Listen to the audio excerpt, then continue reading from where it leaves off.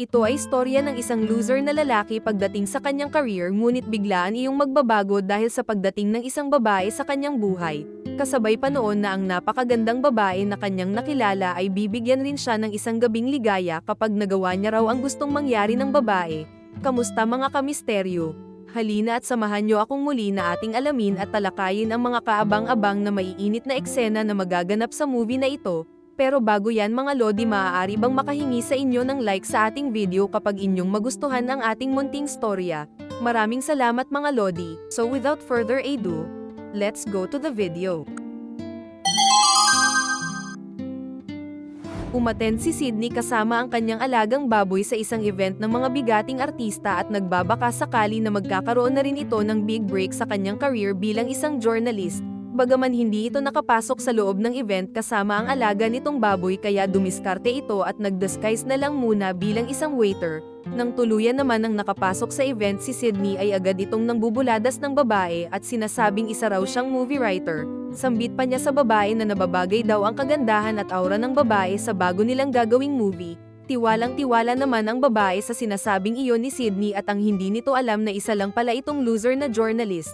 Ngunit ang mabait na alaga ni Sydney ay gusto rin sumali sa eksena at pumunta ito sa ilalim ng kanilang lamesa at biglang umihi sa paa ng babae. Kaya naman dahil doon ay napurnada tuloy ang pangarap ni Sydney na magkaroon ng big scoop bilang journalist. Bagaman palpak pa nga ang career na iyon ni Sydney subalit hindi pa rin ito sumusuko sa kanyang pangarap na balang araw ay makikilala rin siya sa buong mundo. Kaya may isang beses na may tumawag sa kanya at inaalok ito na magtrabaho sa isang sikat na kumpanya na nagko-cover ng mga bigating artista na tinatawag na Sharps Magazines.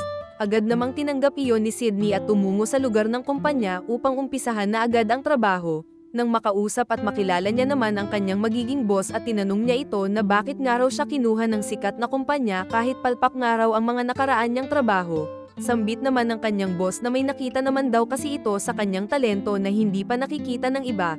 Makakasama rin sa trabaho ni Sydney na tutulong sa kanya ay si Editor Alice. Ngunit hindi magiging madali para kay Sydney ang makisama kay Alice dahil medyo ayaw naman sa kanya nito. Kasama pa doon ang lalaking pasikretong karelasyon ni Alice na nagngangalang Lawrence. Kasalukuyang patungo ang tatlo sa isang gaganaping event ng mga kilalang personalidad at itong Sydney naman ay tila walang kasama dahil busy ang dalawa na maglandian gamit ang kanilang mga phone. Na-assign naman ang tatlo na mag-cover at mag-assist ng isa nilang bagong gagawing artista.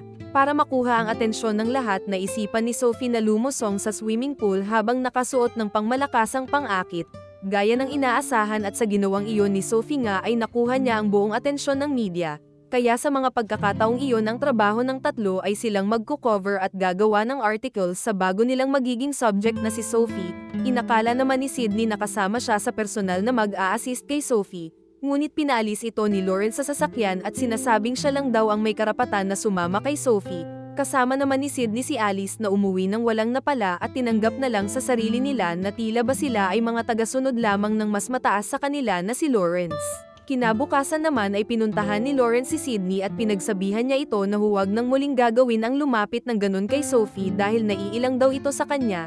Nakiusap naman si Sydney sa kanyang boss na kung pwede raw na siya ang mag-interview sa isa nilang sikat na artista. Ngunit sa pagkakataong ma-interview na ni Sydney ang lalaki at tila hindi magiging maganda ang gagawin ni Sydney. Bukod sa paulit-ulit na tinatawag na hamstring ni Sydney ang alaga ng lalaki na chipmunk naman daw at ito pa ay tinatanong niya na kung bakla daw ba ito or lalaki. Maging ang kasarian ng lalaki ay tinanong niya nga rin at sinasabi na kung siya rin daw ba ay bakla.